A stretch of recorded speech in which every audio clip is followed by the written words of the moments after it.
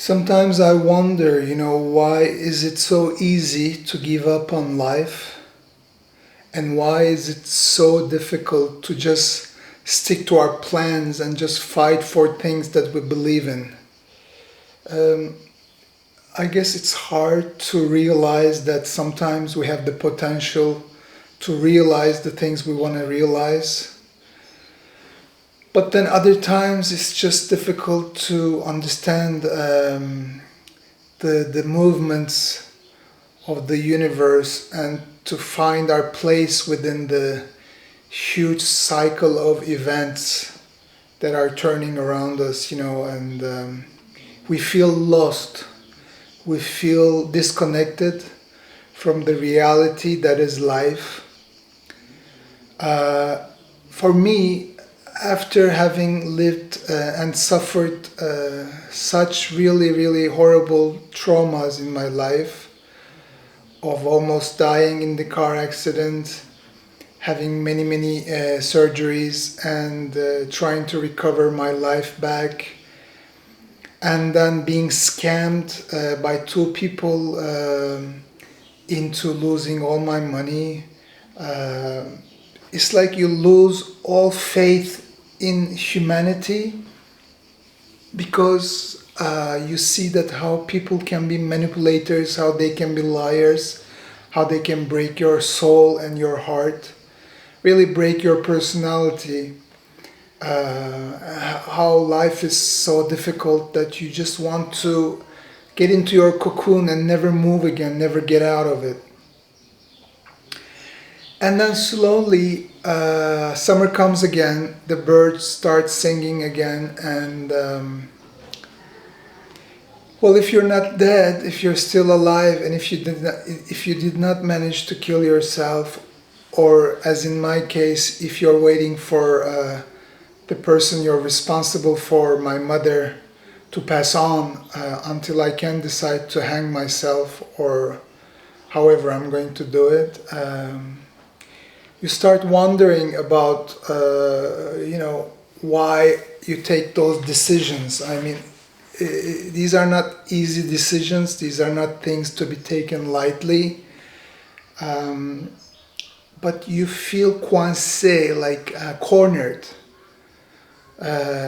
Cornered in life, that you have nothing to lose, and that it's just easier to just end the game, to press the end game button of life.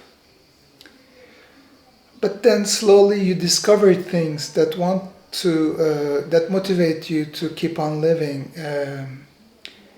For example, I discovered YouTube, right? I was not watching it as my primary source of information. Obviously, when I had a corporate career, I was really busy. And before that, studying. And in my free times, I just preferred to watch movies. I love movies. It's a huge escape from reality for me. And now YouTube became more of a learning ground, a platform where I can go and learn new things.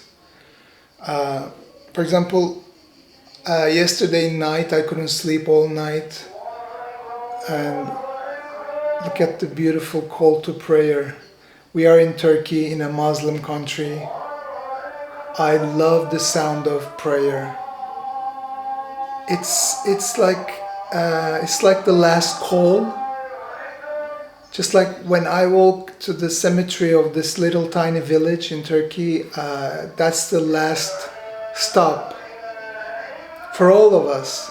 The one thing that is sure for all of us,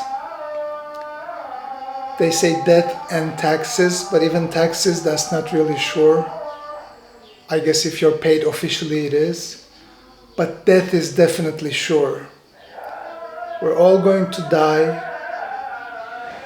Allahu Akbar, you are so beautiful, God. Forgive me, for I am planning my own death. Forgive me, for I'm giving up on this beautiful life you created. It's just the people who hurt me I daydream every day to take revenge on them, and I'm not strong enough to kill anyone. I'm not strong enough to take revenge on anyone. My sister's ex-husband, who took my apartment, um, I wish him to God. I wish God will punish him. And Assad, the guy who robbed me of all my money by scamming me, I wish God will punish him. But sometimes I think God doesn't punish the bad people in this world.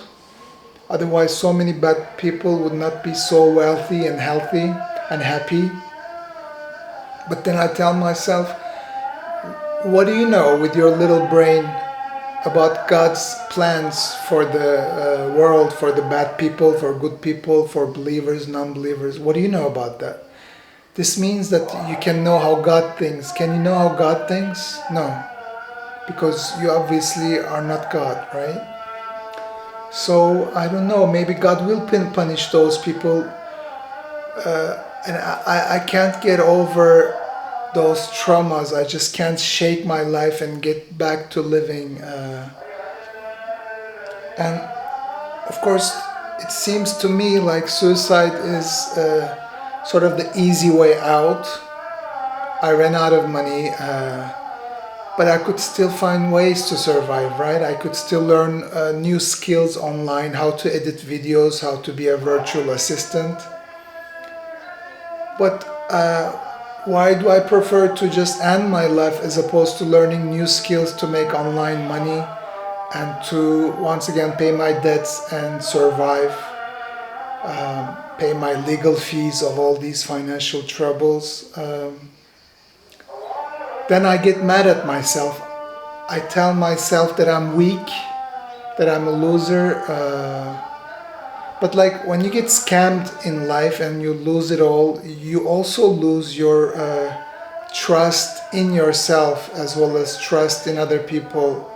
You also lose your self-confidence. You don't believe you can succeed at anything because you pretty much were a lost case. So I don't know. I don't know how to get myself back on track, how to motivate myself and stop the daydreaming of every single day, dreaming that the people that have hurt me so much, that there's an earthquake and their house gets all torn apart and they break a leg, and even they're paralyzed and they're so unhappy and they're like, I should never have scammed Tugi. These things happened to me because I scammed Tugi. But this is not, of course, the way to live, because I'm only poisoning myself by having those daydreams of revenge.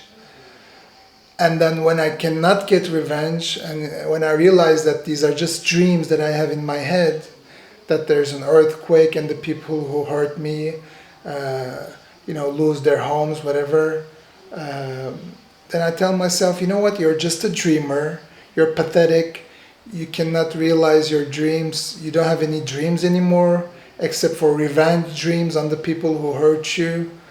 And then I lose the will to live.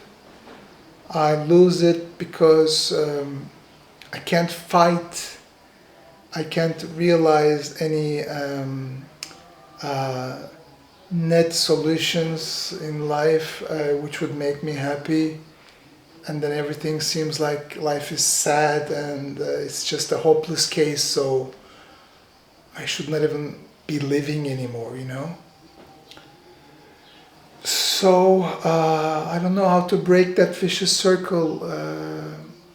Talking about it with you is the one thing that has helped me.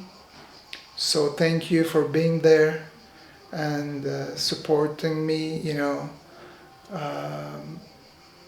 Life is really, from a distance, it seems easy for people. But when you get into it, I guess everybody has such difficult times. Even the poor, even the rich, they have their own problems, I guess. And we have to find a balance in life to keep ourselves happy, and to, I guess, to learn to be happy with what we have, right? To learn to be happy with what we've got. That is an important thing to understand, to realize that life is not easy for any of us, that we will always have difficulties, and we have to overcome those challenges.